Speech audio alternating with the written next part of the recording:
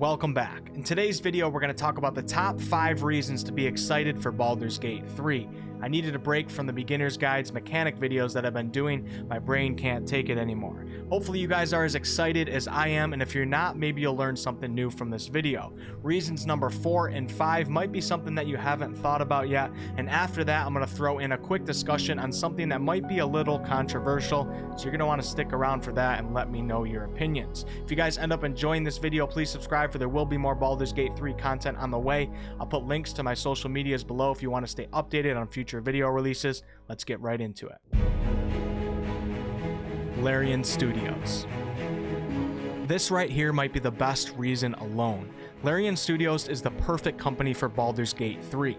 The company has been around for over 24 years, but really came into the spotlight with the Divinity Original Sin games. For those of you who do not know, Divinity Original Sin 1 was crowdfunded on Kickstarter with a goal of $400,000 to make the game, and as you can see, they reached nearly $1 million.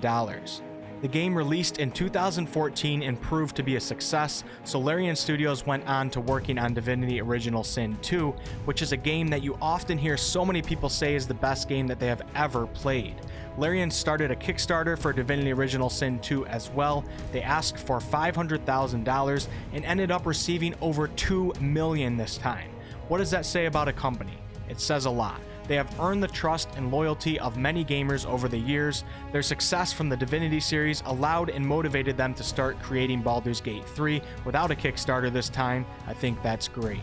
So Larian Studios is a success story, and they have a lot of experience with RPGs, specifically the kind of RPGs that embody the feeling of that old school RPG that us older gamers used to play back in the day, but with their added modern touch. Just by listening to employees of this company talk and seeing their excitement, you can tell they are extremely passionate about this game. They also have not given us a release date yet, and they first announced this game last year in June. They did mention that early access was not far away, but the official launch we're not sure of yet. Maybe late 2020 or 2021, we don't know. Why is this a good thing that they haven't told us? Because they don't care as much about deadlines and making a quick profit. They want to create the game that they have always dreamed of creating. This will be an RPG to be remembered for decades to come, being developed by a company who is willing to spend as much time as needed to create the game that they envision. Depth and content. Anyone who's familiar with or plays Dungeons & Dragons, whether it be from the tabletop game or from books or previous video games, will know that Baldur's Gate 3 is based in the Dungeons & Dragons universe. What does this mean? It means that the game takes place in a badass place with a ton of content to be used and created. Baldur's Gate 3 will take place on the Sword Coast, which is on the continent of Faerun, which is part of the Dungeons & Dragons universe. Using this extremely successful universe as the foundation for the game's story to take place on is amazing. I do love when games create completely new worlds, but the cool thing here is that Larian really gets to focus on making the story of the game the best that it can be. They don't have to worry as much and spend as much time trying to create an entirely new world with completely new monsters and a new history, etc. I really think the storylines that we will experience, whether through side quests or the main story, will be truly epic developed experiences. And the whole Mind Flayer tadpole thing that they got going on is certainly very interesting. Also, you should know that the core of the gameplay mechanics, the backbone of how the game will work, is based on the 5th edition rule set from Dungeons & Dragons. The mechanics behind how combat works, the character creation process, how monsters will fight, how you will level up, the weapons in the game, etc., are all based on a successful rules foundation from 5th edition. Anyone who doesn't know what 5th edition D&D is, right here I have the player's handbook, and as you can see, it's just loaded with page after page of a ton of content, which is what the mechanics for Baldur's Gate 3 will be based on. I should also mention that there will be at least 12 playable classes in Baldur's Gate 3, all of which will have subclasses, and there will also be 15 races and a ton of backgrounds to choose from. There's so much depth to this game. This game is screaming replayability. If you play through the game as a human noble fighter, and then play through again as a drow criminal warlock, you're going to have 2 very different experiences. If you don't know what the 12 playable classes in Baldur's Gate 3 are, I'll put a link to that video below. Gameplay. Did you guys watch the gameplay? It's beautiful, and it's not even in its final form. The world looks amazing, the details are incredible. I cannot wait to see the game upon official launch. They did say that they ported over some Divinity Original Sin stuff to help create the game, but as they develop it more, they are making Baldur's Gate 3 its own beast in terms of appearance, which will help separate it more from the Divinity Original Sin look. It's not a bad thing to look like Divinity Original Sin, but I am excited for the Baldur's Gate 3 Dark Touch to be given.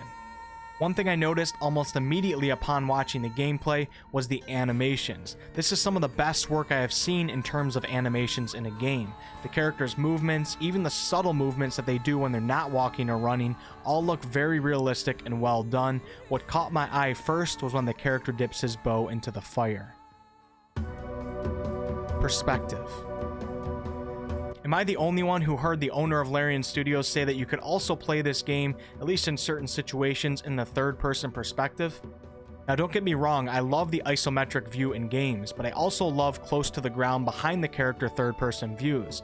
Isometric, for those who don't know, just think about Diablo. It's the above-head view where you just look down on the flat map. Having the option to switch between these two perspectives is really great. I'm the guy who played World of Warcraft zoomed all the way up to my character, even though it wasn't a good idea when in combat because you can't see as much. Third-person viewpoints allow you to feel more immersed in the world.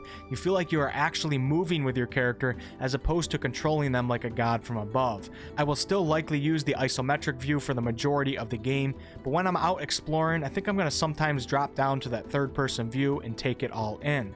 I'm not sure if others are as excited as I am about having this option. Let me know below in the comments. I think it's a great idea to be able to switch between both. Baldur's Gate 4. Anyone else thought of Baldur's Gate 4 yet? Well, here's why you should. The level cap in Baldur's Gate 3 is level 10.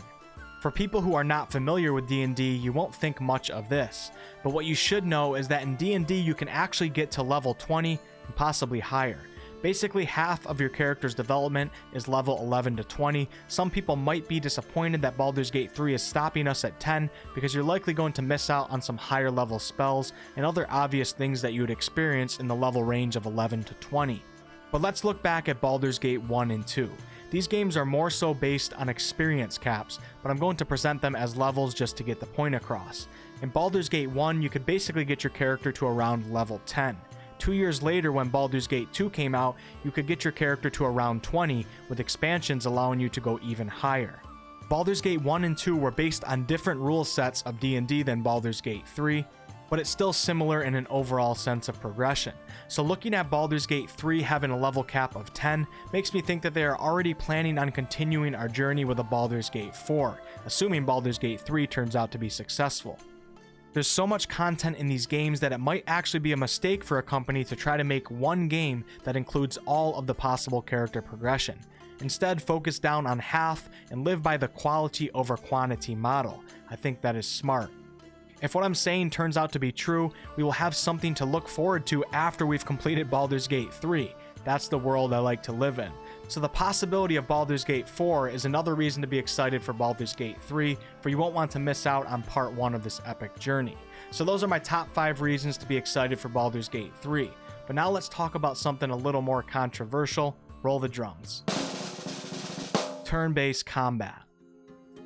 Baldur's Gate 1 and 2 were real-time with pause combat, meaning you could fight in real time, but you would pause the game to direct different members of your party to do different things. If something was going wrong in combat, you would pause the game, change what your party members are doing, then hit play, and so on. I certainly understand some people's frustrations when hearing that Baldur's Gate 4 will be turn-based. In fact, when I first heard about it being turn-based, I was slightly disappointed, but then I realized how good Larian Studios is at turn-based games, and how a turn-based combat system might be in fact much more organized and just generally better suited towards a game based on Dungeons & Dragons 5th edition.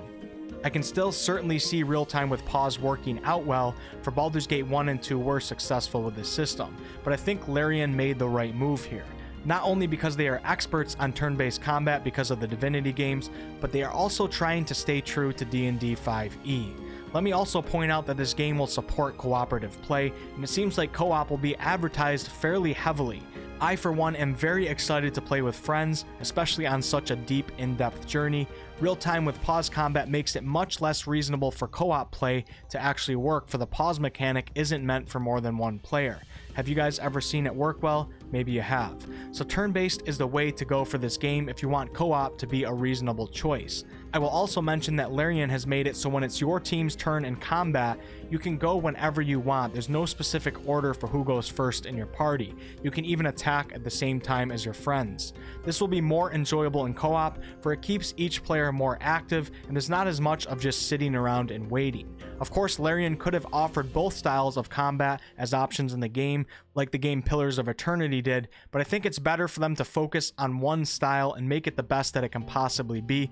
I can't even imagine the amount of work that they would have to do to implement both combat systems. I like that they're focusing on one, and it's going to be really something special. Definitely let me know below in the comments your guys' opinions on that. Thanks so much for watching, guys. If you guys enjoyed the video, please like, comment, and subscribe. I really appreciate it. It's a huge help to my videos. I do all sorts of content on this channel, ranging from comedy videos to live streams to game reviews to product reviews, etc. I would love to see some of you guys on a future video. More Baldur's Gate 3 content on the way. Till next time.